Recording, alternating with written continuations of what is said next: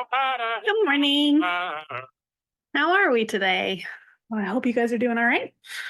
All right. So, we are continuing with our discussion of miracles today, and we're going to be focusing on critiques, right? Arguments against either believing that miracles have occurred or in believing that even if something miraculous may have occurred, that it may not be evidence for God, right? Which is definitely what we're going to see at first from Christine overall, right? So we're going to focus on overall, Hume, and J.L. Mackie today.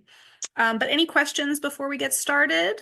Anything that we've discussed so far? Again, we're continuing our discussion of arguments for God's existence. How are we doing on the paper? I know I haven't, I'm behind on grading, so you haven't been getting my feedback, but hopefully you're getting some decent feedback from your peers. No, all right, that's all right. That's what drafts are for. We got the whole quarter, whole quarter to work it out. All right, so continuing then.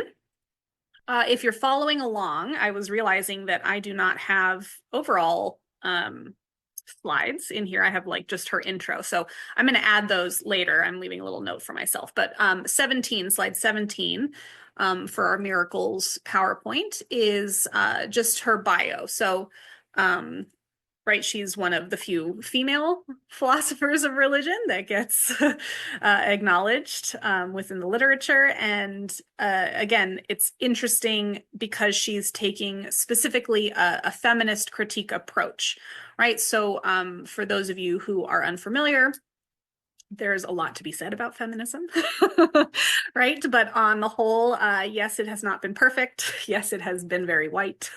Yes, it has been very privileged.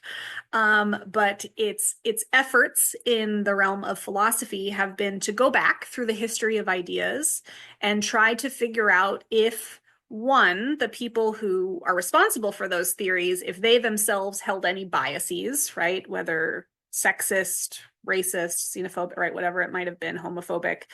And then if they did, then to check their work and see if those biases infiltrated the work itself, right? And this ends up unfortunately having been the case for a lot of the historical figures, right? When we look at their actual ideas, they tend to imply things that justify that sort of discrimination, right? And so the idea then for feminist philosophers has been to go back and try to fix those theories, right? Okay, how can we revise this work so that it does no longer implies that bias, or if that can't be done, what a framework do we need to switch to, right? Such that those problematic views will no longer occur.